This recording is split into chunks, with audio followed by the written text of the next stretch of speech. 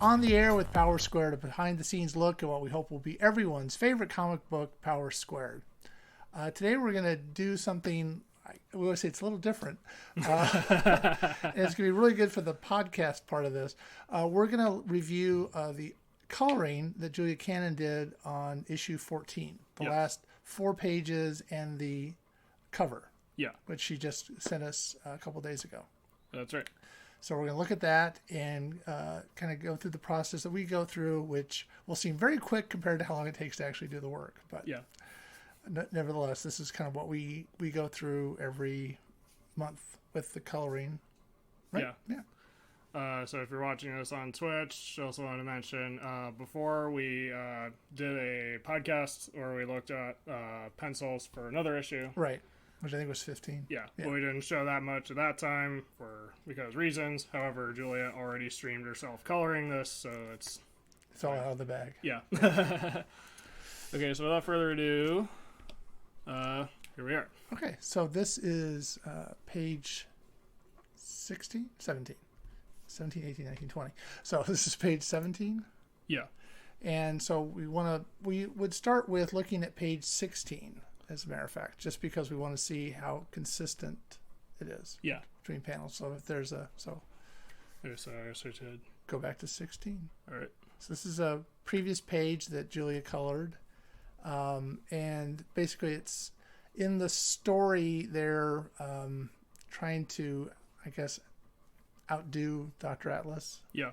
I don't want to give the story away too much, but in this panel, which was on this page, there's the whole confrontation with Dr. Atlas, and then we see Pedro show up. He's the guy in the blue jacket with the green hair. Yeah.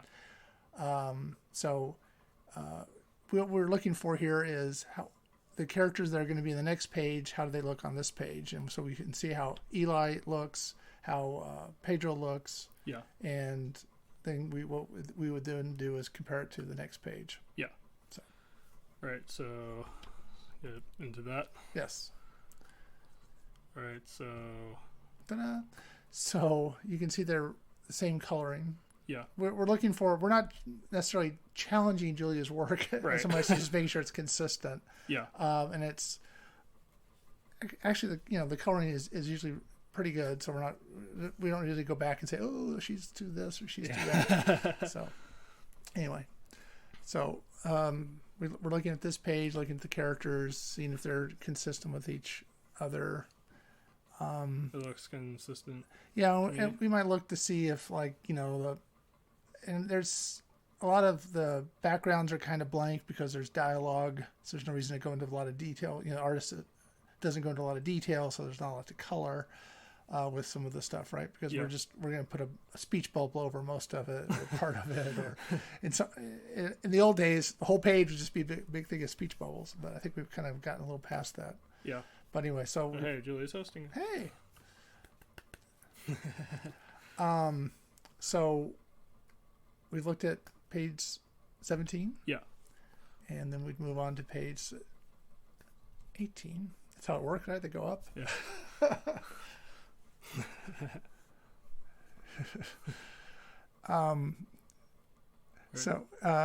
Here is obviously a continuation of the action. We see them.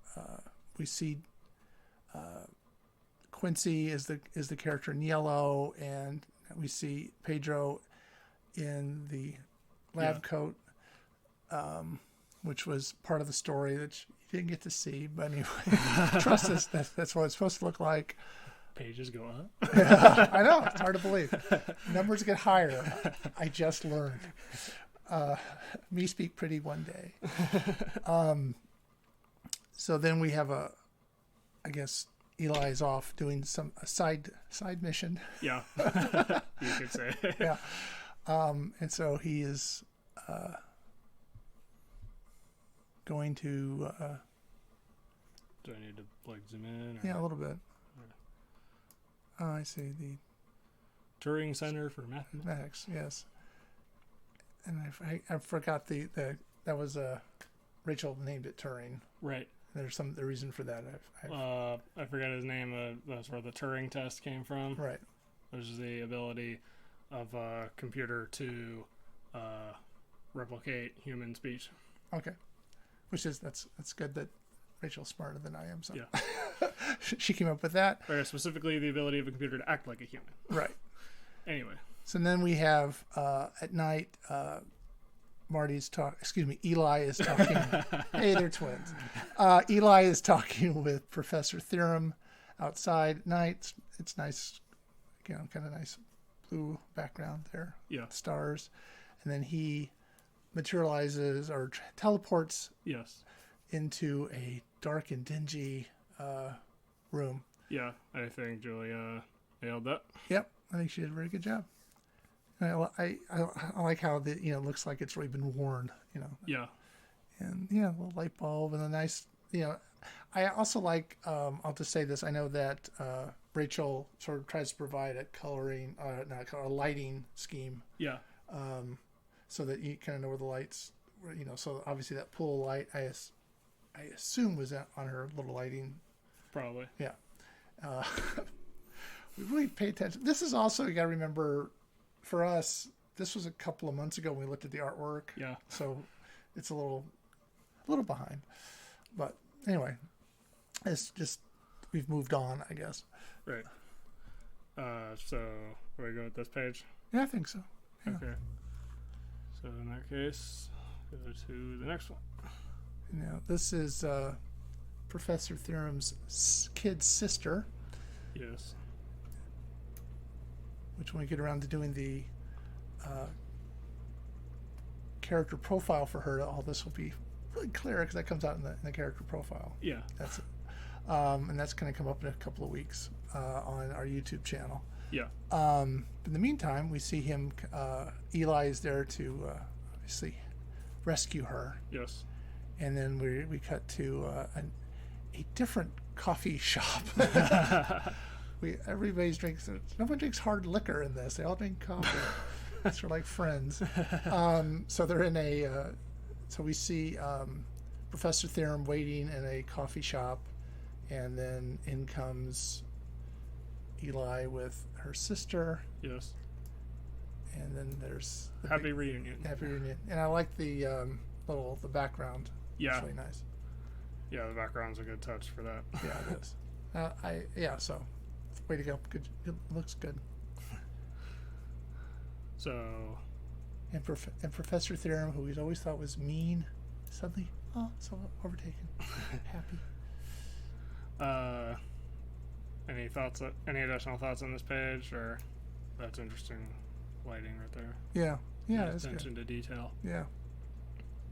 We kind of look at the whole page and we don't really necessarily go into the. That is a good detail. Yeah. And so we overlook that when we don't say that back to them. I agree. Yeah.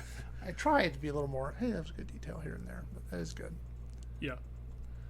So ready to move on then? Yeah. All right. And we're to the last page of issue 14.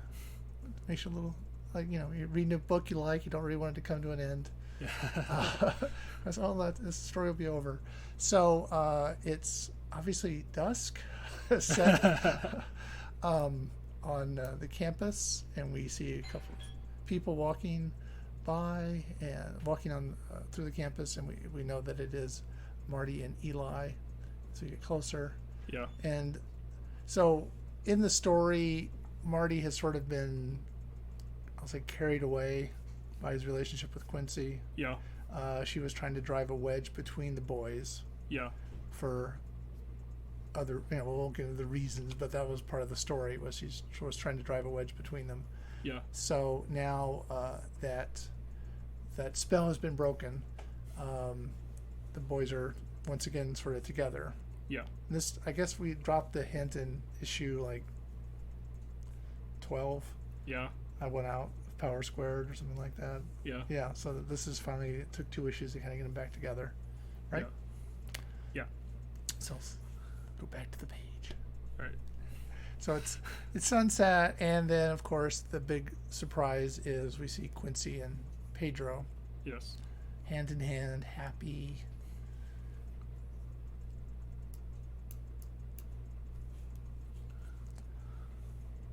and and Marty, who had been kind of into Quincy, is takes it pretty well under his belt. Yeah. And then we see them walking off in the sunset. I like the look of the sunset. It's kind of very cinematic in a way. Yeah. For a comic book cinematic. But they're walking off, not arm in arm or hand in hand. Are they arm in arm? Well, they're just walking together off into the sunset as brothers. It's no. Yeah. Yeah. It's a nice look. Yeah. So. Good. So as we're also looking at small details, lighting is consistent here. Yes. Yeah, and I always like the shadows. It's really cool. Yeah. Because it does give it sort of a sort of a little more in-depth feel. Yeah. All right. So besides the last 4 pages of issue 14, she sent us the cover of issue 14, which was again drawn by Rachel, and let's take a look at the cover. There we go. There it is. So this is, I guess I'll say, is the 2 Marty cover. Yeah. 2 Martys. And one of them is, I'll say, the evil Marty. Which is, now this story arc is called The Imposter. Yes. So we're not giving too much away that one of those is the imposter on the cover. And then we see Quincy sort of, distracting Marty, let's say. Yeah. Yeah. So again, Pedro was sort of pegged early on as wearing this San Ramiro Community College t-shirt, sweatshirt. So we see him in that shirt, and then we see the coloring. You want the coloring to be consistent between the 2 Martys because it's supposed to be the same guy. Yeah. Right. So that's good, and the coloring's the same, and little Quincy distracting him. Yeah. Yeah. So good. You have anything to say? I guess nothing really new, but I remember liking this concept for the cover when we got the different variations. Right. Yeah. Rachel usually sends us 4 possible covers as pencils. Yeah. Or thumbnails. Yeah. And again, me speak pretty one day. So yeah, she sends us 4 thumbnails, and we picked this one because we like the cover, the concept. Yeah. Yeah. So that's good. I like it. Yeah. It turned out about as well as I hoped it would. Yeah. It does look good. I like the little purple. Yeah. Violet. What do you want to call that color? Yeah. Yeah. So anything else you want to talk about? Related to this? Sure. Well, I didn't have anything. Just Julia did a really good job. Right. This is how usually our comments go back. Looks really good. So I really do look at. Yeah, we do. We do kind of go through it, and it's again. I always go back to, there was a guy at Lionsgate who I would show the comic book to. Yeah. And he had a monster. I have a little like laptop screen or maybe a 22-inch monitor or something. He had like a television set size monitor, and he'd put it up there. I was like, wow, it looks really great. So we're used to seeing it in this little what is, I don't know, 17-inch screen or whatever. Yeah. But it's really cool to see it blown up and big and stuff because it does sort of hold up. Yeah. Yeah. I haven't seen it really big in a while. I guess we could put it on our television. But yeah, and so it's coloring is really important. Yeah. We discovered that early on in our making a comic book. Yeah. So we had to have issues 1 and 2 recolored. Yeah. Very expensive proposition there at the time. That was painful. Yes. And but it really needed to happen because otherwise everything looked like it was in a lava lamp. Yeah, especially there's a whole 2 or 3 pages there where it was like, are they next to lava? It's really bright Yikes is right, Julia. Yeah. So we learned early on how important coloring was, and that was one of the things that we were helped with. I guess, Comixology said, "Oh, you need a new colorist." Yeah. And helped us actually go through SCAD to find one, and but we now have Julia. Yes. But we were able to find, I guess we had 2 or 3 through SCAD. Yeah. And that's also how we found Rachel. Yeah. So Savannah College of Art and Design is very important to us. Yes. All right. So any questions you have, Julia? Sure. On the chat.